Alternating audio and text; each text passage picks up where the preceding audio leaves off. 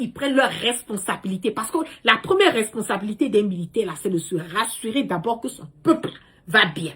Ouais, la team, l'heure est grave actuellement en Côte d'Ivoire. Sans plus tarder, écoutons l'influenceuse Maïmouna Kamara. C'est du boom. 4e fois que je relance ce direct. À chaque fois que je relance le direct, bam, on me signale le direct. Ça passe pas. Quand je relance, il y a 2 personnes qui sont connectées. Mais attendez, là, mais qu'est-ce qui se passe? Coucou à tous. Merci d'être connectés avec moi ce soir. C'est la guêpe. Toujours un plaisir d'être avec vous et toujours un plaisir de partager, bien sûr, mes directs et mes bâillements. PPACI, droit de reposer. Il faut encore reprendre la partie pour que les moutons de Cissé Bakongo soient tranquilles dans leur bergerie. Faites monter le mercure, nous allons zailler un tout petit peu. Qu'est-ce qui se passe au niveau de notre belle patrie, la Côte d'Ivoire? Quels sont les cassements de papeaux? Quelles sont les informations que j'ai pour vous? Je vous prie de garder toujours, comme on le dit, de toujours mettre assez de cœur sur ce direct pour que nous puissions garder l'authenticité et l'intégralité du direct. Et vous savez très bien que par moments, c'est pas facile. Voilà, nos pages Facebook sont complètement signalées parce qu'on nous empêche de parler. Mais c'est pas grave, on va essayer de faire ce direct un peu plus rapide et puis droit au but. Voilà, un tout petit peu. Donc, qu'est-ce qui se passe? Nous voyons un tout petit peu ce qui se passe au niveau de notre belle patrie, la Côte d'Ivoire. Ces derniers temps, nous voyons que, je l'ai dit au fort, clair, net et limpide, que la Côte d'Ivoire part de mal en pire. Nous voyons un tout petit peu ces différents voilà, empoisonnements, ces différents voilà, morts au niveau de notre patrie. Nous voyons que c'est beaucoup répété au niveau du côté voilà, militaire au niveau de la Côte d'Ivoire. Mais vous savez très bien que le RHDP de Alassane Draman Ouattara, un RHDP qui est fini, un RHDP qui n'a plus de valeur, un RHDP aujourd'hui, où quand on part, on se rallie à ces personnes. Il faut simplement, comme on le dit, se rallier pour une histoire de ses propres intérêts. Parce qu'une personne qui est beaucoup, comme on le dit, qui est dans un combat vrai, une personne qui veut une liberté d'expression, une personne, pardon, qui veut une démocratie, une personne qui veut une cohésion, une personne qui veut l'amour, l'entente, l'union, la fraternité entre peuples ivoiriens aujourd'hui ne peut nullement pas se rallier au RHDP. C'est de ça qu'il s'agit. Mais comme ce sont des personnes qui ont une petite mémoire, il faut de temps en temps, voilà, remuer un tout petit peu la matière grise dans leur congolo pour les emmener à comprendre qu'aujourd'hui, le combat que nous menons est un combat qui n'est pas un combat qui est facile, n'est pas un combat comme on le dit, un combat où on va s'attendre du jour au lendemain, pardon, que le changement puisse s'opérer, n'est pas un combat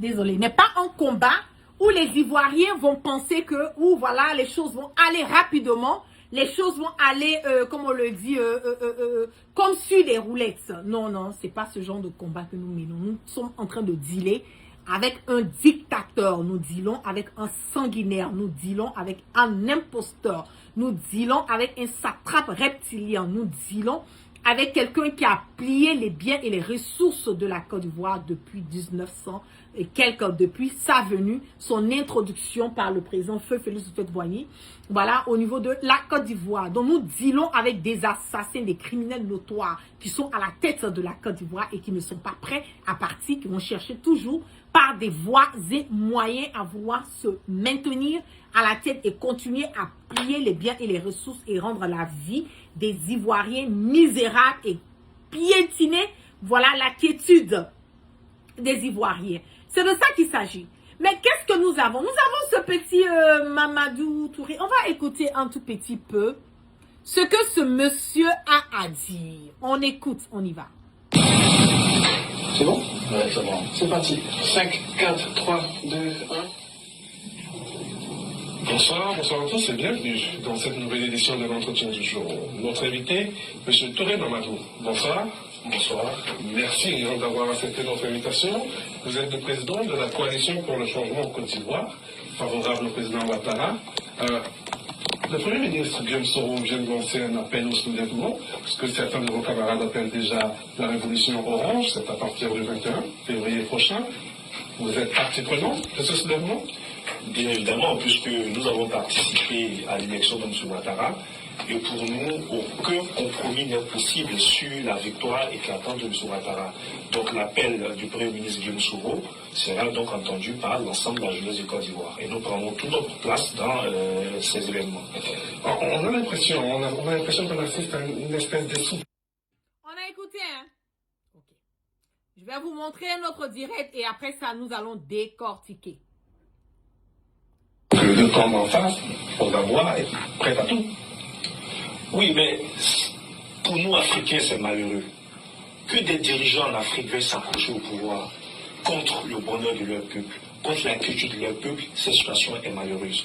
Laurent Gbagbo aurait quitté le pouvoir, que les fonctionnaires seraient payés normalement, que les banques ne seraient pas fermées. Nous nous rendons compte que ce monsieur n'a aucune conscience du bonheur de son peuple. Ceci étant, la sanction économique et financière est une chose, mais nous disons que dans les prochains jours, il est question de prendre nos responsabilités. Soit la communauté internationale, à travers la CEDEAO, applique ce qu'elle a prévu, c'est-à-dire une action militaire pour faire partie de Laurent Gbagbo, ou bien elle nous oblige à nous défendre. Donc là, Mamadou Touré nous est en train de nous dire que c'est la communauté internationale, la CEDEAO, doit appliquer une sanction militaire pour enlever le président Laurent Gbagbo. On va aller petit à petit, hein, parce que vous voulez qu'on parle, donc on va parler. On va petit à petit, on va écouter. Donc ne sera pas fermé. Nous nous rendons compte que ce monsieur n'a aucune conscience du bonheur de son peuple. Ceci étant, la sanction économique et financière est une chose, mais nous disons que dans les prochains jours, il est question de prendre nos responsabilités. Soit la communauté internationale, à travers la CEDEAO, applique ce qu'elle a prévu, c'est-à-dire une action militaire pour faire partie de Laurent Gbagbo, ou bien elle nous oblige à nous défendre par tous les moyens, à résister par tous les moyens. Vous avez vu la commune d'Abobo qui a résisté, mais je vous annonce que dans les prochains jours, ça sera donc l'ensemble des communes au niveau d'Abidjan et à l'intérieur du pays. Il n'est plus question pour nous de rester donc dans cette impasse sans solution. Cette révolution orange ne va pas gêner le travail du panel?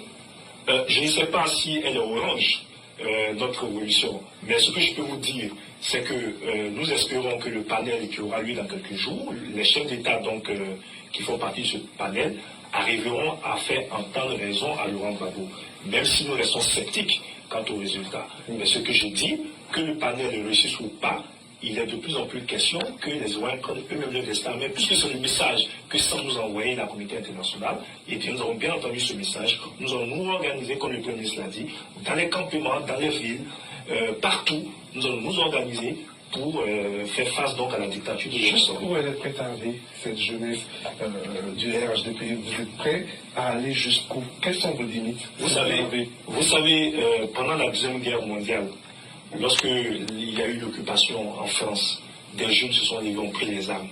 Nous n'avons aucun complexe. Si pour notre avenir, si pour la défense de la démocratie dans notre pays et partant du continent, si pour la sauvegarde donc de l'unité nationale, il était important de recourir aux armes, je vous le dis, que nous n'hésiterons en aucune manière. C'est pour cela que, pour éviter cette situation, il est important qu'une action militaire ciblée se fasse pour faire Laurent Gbagbo. Sinon, nous allons nous organiser et nous utilisons tous les moyens sans aucun complexe. Ça s'est fait dans l'histoire, ça s'est fait dans tous les pays. Aucune compromission avec un pouvoir, donc avec un régime qui refuse de partir. Parce que vous avez entendu, hein, Touré Mamadou nous a dit que la seule et l'unique manière d'instaurer cette démocratie en Côte d'Ivoire, c'est d'enlever le président Laurent Gbagbo par la force, par les armes, et que la communauté internationale, à travers la CEDEAO, doit prendre ses responsabilités et ses dispositions pour que le président Laurent Gbagbo, là, même si c'est par les armes, on doit l'enlever par les armes. Okay. Donc, vous êtes d'accord avec moi que en aucun cas, le RHDP ne peut se dire ou ne peut se proclamer ou se montrer comme un parti de paix. Non, le RHDP n'est pas parti de paix. Le RHDP est venu, comment on appelle, à la tête de la Côte d'Ivoire par les armes, par la violence, par le sang des Ivoiriens qui ont coulé. Et c'est ce même sang des Ivoiriens qui continue de couler avec ce 3e mandat anticonstitutionnel, avec ce 4e mandat anticonstitutionnel qui a fait couler encore le sang de nombreux Ivoiriens. Donc vous êtes d'accord avec moi quand on dit que Alassane Dramane Ouattara est venu par le sang là. Ouattara ne peut pas partir par la négociation. Ouattara ne peut pas partir par les compromis. Ouattara ne peut pas partir par un dialogue.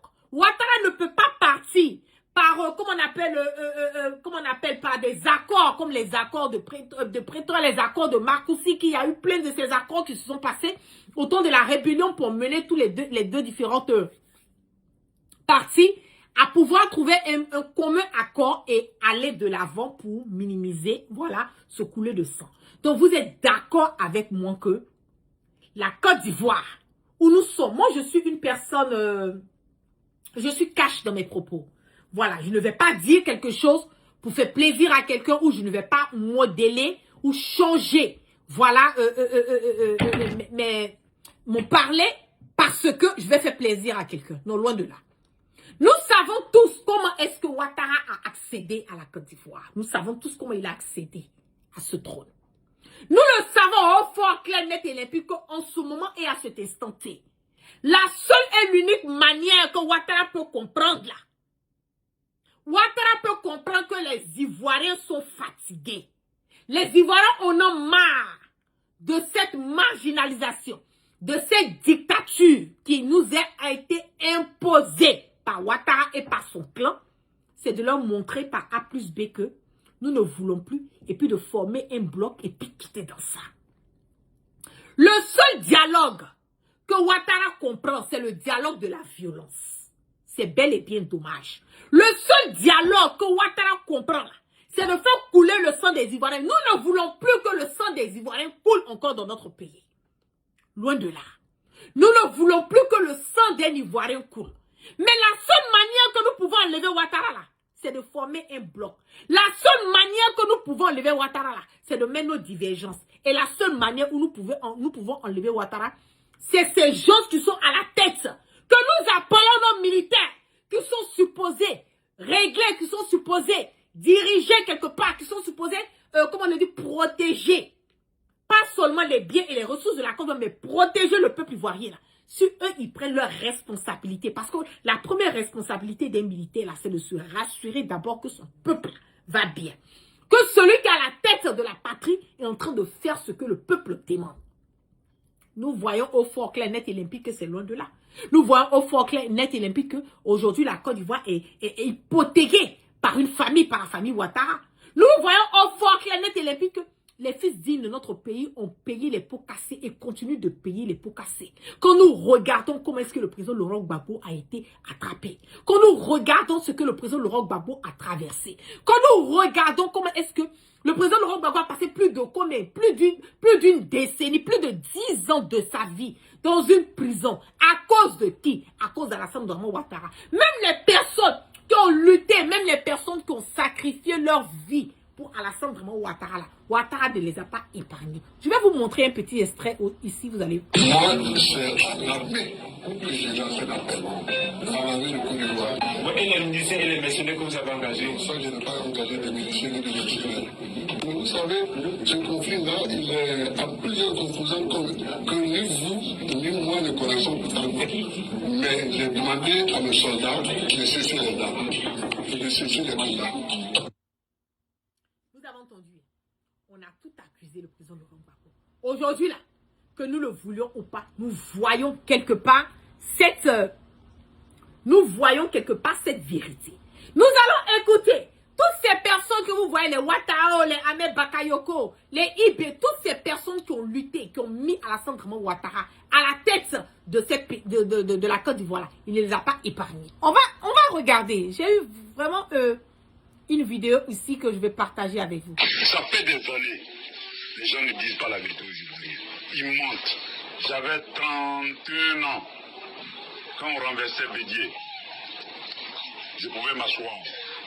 Gueye ne nous a pas envoyés. Mais nous avons trouvé mieux d'aller prendre un de nos anciens qui avait subi des humiliations, le général Gueye, pour le faire asseoir. Le président déchu, Henri Konan Bédié, serait réfugié dans un camp militaire français. Nous n'avons pas fait du mal à Bédié, nous l'avons permis de partir. Continuons à négocier au téléphone avec les autorités françaises un départ rapide du président déchu.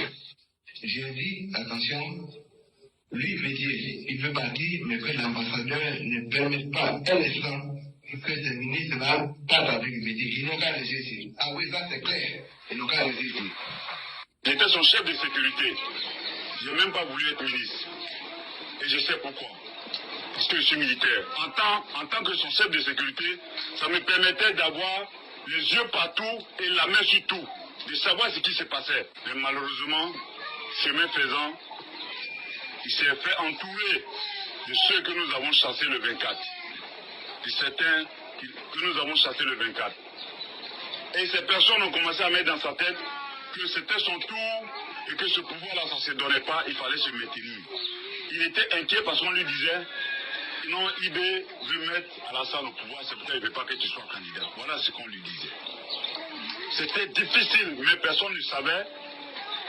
Et on le poussait même à vouloir m'éliminer.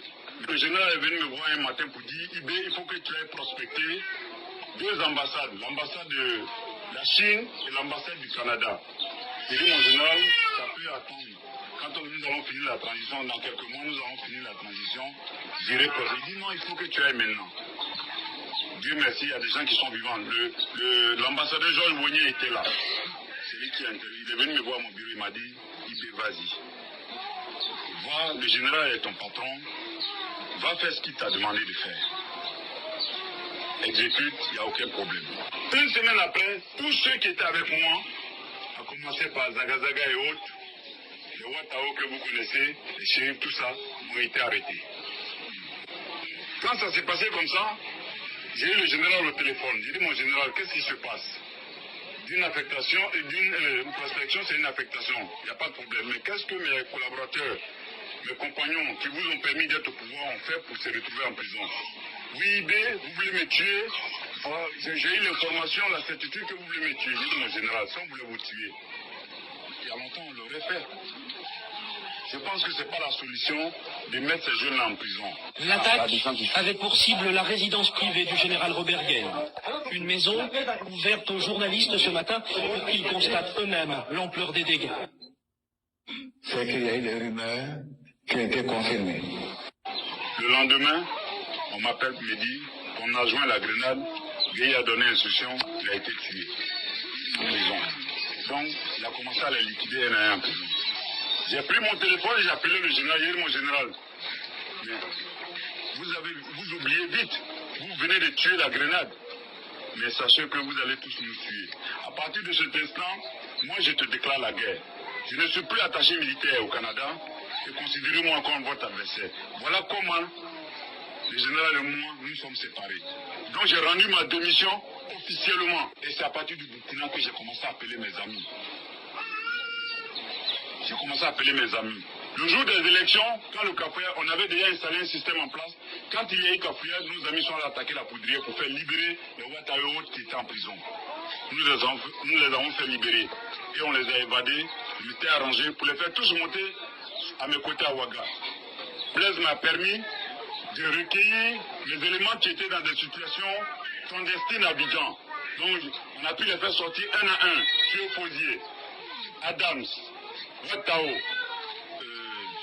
Zagazaga, plein d'autres. Mais Soro Guillaume n'était pas dedans, lui il était un politicien. J'étais à Ouaga un jour, après lesquels ils ont échoué les élections.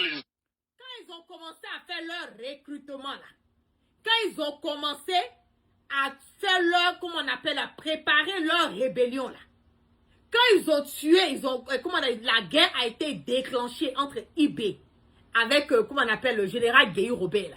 La personne qui était à la base là, la personne qui poussait IB là, la personne qui finançait IB là, c'était Alassane Draman Ouattara.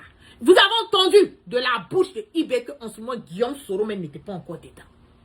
Donc pour vous dire que vous êtes en train d'accuser Guillaume Soro et puis vous laissez à Ouattara là, Vous qui arrivez à dire, à traiter Guillaume Soro de rebelle, alors qu'avant même que Guillaume Soro ne vienne là, les histoires de Gueye là, Guillaume Soro n'était pas encore dedans. Quand le coup d'État a été fait pour lever le président Laurent Gbagbo, pardon, le président, comment on appelle, Henri Konan Bédié là, Guillaume Soro n'était pas dedans. Mais c'est qui était le chargé, c'est qui était le, comment on appelle, le garde-corps de la femme de Ouattara, Dominique là, c'était Ibé. Donc Ibé là, depuis le temps, c'est lui qui a été envoyé, c'est lui qui a été financé, c'est lui qui a été cautionné, c'est lui qui a donné les instructions venant de Ouattara. Ce sont eux, pardon, c'est à travers, comment on appelle, lui Ibé, que Ouattara a donné l'instruction, soit aller faire le coup d'État pour enlever le président Bédié. Parce qu'en son temps, là, la constitution, à la mort du président Félix Houphouët-Boigny, la constitution avait fait du président du président Bédié, le président de la République de Côte d'Ivoire, jusqu'à ce que nous puissions aller à des élections. Donc, pendant que le président Bédié était là, ça ne les arrangeait pas, puisque Alassane Ouattara a voulu qu'on modifie, qu'on change la constitution de la Côte d'Ivoire pour faire de lui le successeur. On a toutes ces vidéos qui sont là. Voilà. Donc, comme le président Bédié ne les arrangeait pas, on a enlevé le président Bédié. Maintenant, là, Gueye est venu, Gueye ne les arrange pas. Ils veulent enlever forcément Gueye. On va écouter, hein. Ça sort de la bouche même de Ibé. On est... Il est venu me déclarer la guerre. Je ne suis plus attaché militaire au Canada et considérez-moi comme votre adversaire. Voilà comment le général et moi, nous sommes séparés. Donc j'ai rendu ma démission officiellement. Et c'est à partir du Burkina que j'ai commencé à appeler mes amis. J'ai commencé à appeler mes amis. Le jour des élections, quand le Cafouillard, on avait déjà installé un système en place. Quand il y a eu Cafouillard, nos amis sont allés attaquer la poudrière pour faire libérer les Ouattara et autres qui étaient en prison. Nous les avons fait libérer. Et on les a évadés. Je m'étais arrangé pour les faire tous monter à mes côtés à Ouaga. Blaise m'a permis de recueillir les éléments. Donc Blaise Compaoré, l'ancien président du Burkina, c'est lui aussi qui était dans cette histoire de la rébellion. Voilà. On va dire les choses comme elles sont. On y va. J'étais dans des situations clandestines à Abidjan. Donc on a pu les faire sortir un à un. Thiopodier, Adams, Watao, Zaga, plein d'autres. Mais Soro Guillaume n'était pas dedans, lui il était un politicien. J'étais à Ouaga un jour, après lesquels ils ont échoué les élections législatives, il est venu me rendre visite à Ed Dakouri. J'étais chez moi, on me dit non, qu'il y a Soro Guillaume et Dakouri qui sont venus te dire bonjour. J'ai dit ok, il n'y a pas de problème.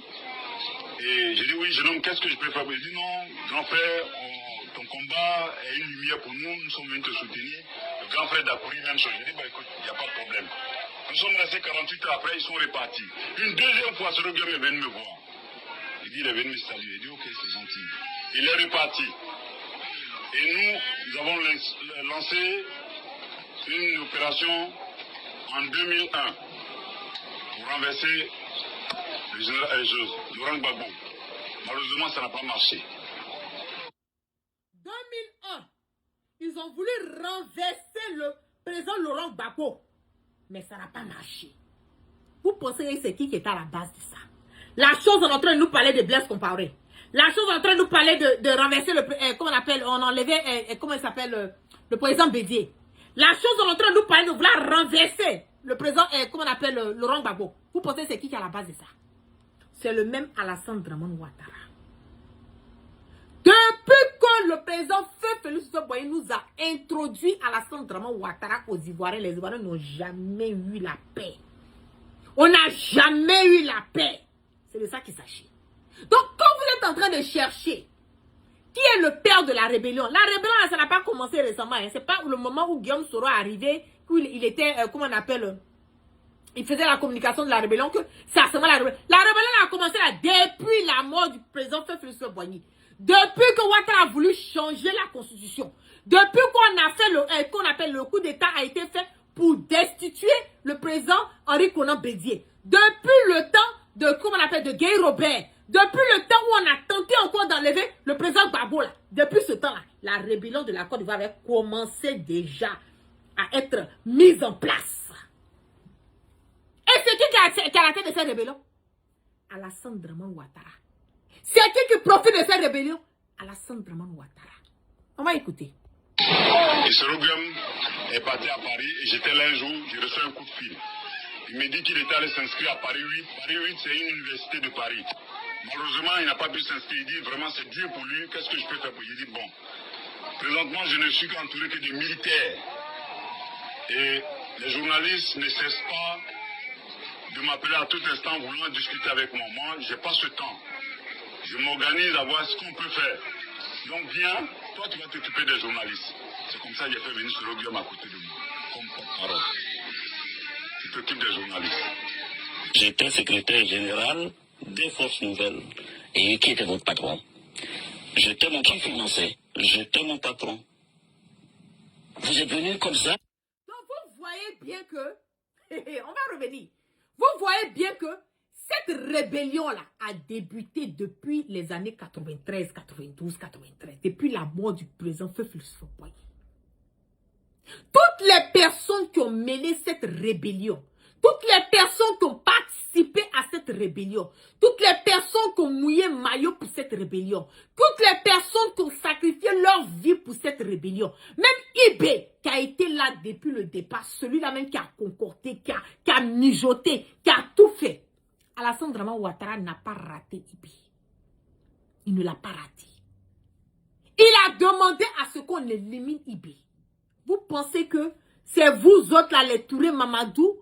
Vous pensez que c'est vous autres là, les... Non, je le dis au fort, clair, net et limpide. Que la rébellion est en train de manger ses enfants.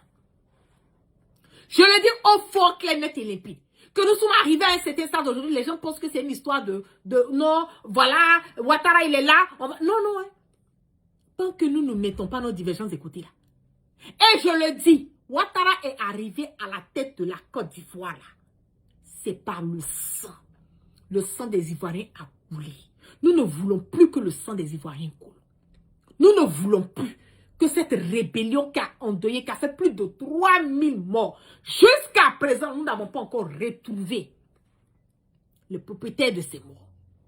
Nous n'en voulons plus. Mais ce que je peux dire aux Ivoiriens, et ce que je vais dire encore à toutes ces personnes qui ont sacrifié leur vie dans cette histoire de la rébellion de la Côte d'Ivoire pour mettre Ouattara à la tête, je le dis, il ne va pas vous rater. Vous avez vu tous ces commandants, tous ces colonels qui ont fait part de cette rébellion. Aujourd'hui, ils sont où? Ouattara est où? Ouattara est 6 pieds sous terre. Fofi est où? On l'a diouf. Ibé même qui a organisé ça depuis belle lurette. Ibé est où? Ibé a été. Ibé même n'a même pas profité. Il n'a même pas profité des fruits de cette rébellion. Pour vous dire que le mal, le cancer et la gangrène, aujourd'hui là, quand vous cherchez, que vous voulez blâmer, et Guillaume Soro, oui, Guillaume Soro n'a pas été parfait. Guillaume Soro n'a pas été parfait. Moi-même, je n'ai pas été parfait. Moi, je n'étais pas là. Je n'ai pas participé à cette rébellion. Je n'étais même pas en Côte d'Ivoire quand ces histoires de la rébellion, je n'étais pas en Côte d'Ivoire. Mais je peux dire que, indirectement, je le dis au fort, clair, net et limpide, indirectement, je me sens un peu concernée parce que j'ai participé d'une manière où j'ai fait des discours, où j'ai participé à comment on appelle, à faire des discours, oui, où j'ai participé aussi à emmener Ouattara. Aujourd'hui, là, nous le payons tous le prix de tout ce que nous avons fait. Moi, je le dis au fort, clair, net et limpide, et je ne suis pas, comment on appelle, je n'ai pas honte de le dire, et j'avoue que j'ai participé. Et j'ai participé comment? J'ai participé au fait où j'ai apporté mon soutien. Toute personne, directement ou indirectement, qui a apporté son soutien à Alassane Dramane Ouattara doit se sentir gêné aujourd'hui de voir que Ouattara est à la tête de la Côte d'Ivoire en train de tuer toutes ces personnes qui ont mené un combat. Que le combat a été bon, que le combat n'a pas été bon, c'est qui est sûr pour ce combat qui a été mené en son nom. Nous tous là, nous nous en voulons aujourd'hui. Donc, quand vous cherchez le responsable de cette rébellion, quand vous cherchez le mal et le cancer de la Côte d'Ivoire, au lieu de pointer du doigt à Guillaume Soro, là, Guillaume Soro est petit dans cette histoire. Alassane Dramane Ouattara, c'est lui qui a le mal, le cancer et la gangrène. Aujourd'hui, Ouattara est fatigué. Aujourd'hui, Ouattara n'a plus de force. Qui est à la tête de la Côte d'Ivoire en ce moment et à cette santé? C'est son fils photocopie qu'il est venu déposer. Pour venir faire quoi? Pour continuer encore cette dictature. Parce qu'ils savent que s'ils quittent la Côte d'Ivoire, si la Côte d'Ivoire part, c'est que des mains de la famille Ouattara, jusqu'à la fin des temps, il n'y a pas un membre de la famille de Alassane Dramane Ouattara qui va gouverner la Côte d'Ivoire encore. Ils sont obligés de faire quoi? Ils sont obligés de se maintenir. Ils sont obligés de traumatiser, de tuer toutes ces personnes qui ont mené le combat pour eux. Moi, je ne suis pas fière. Je ne suis pas fière. Je le dis au fort, clair, net et limpide. Je ne suis pas fière de ce qui est arrivé pendant cette rébellion. Aucun Ivoirien ne peut être fier. Parce que chacun de nous, nous avons notre part de responsabilité. C'est pour cela aujourd'hui, quand je vois certains leaders en train de se rallier à Ouattara, mais je me demande, vous là, c'est que c'est la malédiction qui vous suit, ou bien il y a quelque chose qui ne va pas. Parce que celui pour qui vous êtes en train de vous rallier là, c'est la même personne qui a tué les personnes qui ont mené le combat. Quelqu'un qui a déjà tué des gens qui ont mis le maillot pour lui. Vous partez vous rallier à la personne. À quoi est-ce que vous vous attendez? Même Ahmed Bakayoko. Même Ahmed Bakayoko, Ouattara ne l'a pas raté. Tous les sales besognes, les sales coups de la Côte d'Ivoire qui a été fait. Tout vous voyez que cette histoire de Poupou Nampou, prostitution, les petits patas, tout ça aujourd'hui, là, la dépravation de nos mœurs aujourd'hui, là, nous avons arrivé à un certain niveau. Le woubisme, tout ça c'est en Côte d'Ivoire. Vous pensez c'est à cause de qui? Tout ça là, c'est les œuvres de Ahmed Bakayoko. Tout ça c'est les œuvres de Ampak. Mais il n'a pas raté Ampak. Ampak était le tout de Ouattara. Dans les salles Bézo, il n'a pas raté un pack. Ouattara qui ont perdu leur vie. Même IB même qui a été l'initiateur de cette rébellion. Ouattara ne l'a pas raté. Géolocalisé, bim. Ils l'ont achevé. Il n'a même pas vu même Ouattara en train de prêter ses mains. Vous vous rendez compte? Aujourd'hui, toutes ces personnes sont parties. Les faux fiers là sont partis. Connaît Zakaria, lui son tour arrive. Je le dis. Les Vetio là, Zakaria Vetio, avec le mari de Afou là, comment il s'appelle là? Le commandant connaît, comment il s'appelle? Son mari là, le mari de Afou, le commandant là. Lui aussi son tour arrive. Tous ceux qui ont participé à la rébellion, tous les Komzo, ils vont les éliminer. Je vous ai dit à plusieurs reprises qu'ils ne veulent même pas de témoins oculaires. Ils ne veulent même pas de témoins. Une personne qui peut raconter l'histoire de cette rébellion. Ils ne veulent pas. Et je le dis, j'insiste, je persiste, je n'ai pas envie d'être long dans ce direct. Le jour que Guillaume Soro va parler, là, le jour que Guillaume Soro va ouvrir la bouche pour parler et donner les détails de cette rébellion, donner les détails de ceux qui ont participé, donner les détails de ce qui s'est passé, donner les détails de tout ce qui a engendré cette rébellion jusqu'à aujourd'hui, là. Pas seulement de la rébellion, même après la rébellion. Lorsque Guillaume Soro va parler là, la Côte d'Ivoire va prendre feu. Vous voyez que Ouattara, il a peur. Il a peur. Il a peur. La personne qui coupe le sommeil de Ouattara, c'est Guillaume Soro. C'est Guillaume Soro qui coupe le sommeil de Ouattara. Donc aujourd'hui, là, voilà la Côte d'Ivoire qui est dans la main. Nos frères militaires qui voient ce que Ouattara fait, qui n'arrivent pas à ouvrir la bouche. Vous qui voyez ce que Ouattara fait, vous qui avez risqué vos vies pour Ouattara, vous n'arrivez même pas à faire un pas, effet et geste. Aujourd'hui, vous le regardez. Ils vont vous achever one by one, one by one, one by one. Ceux-là, ils s'en foutent. Tout ce qui les intéresse, là, c'est le pouvoir. Le reste, ils n'en ont que dalle. C'est de ça qu'il s'agit.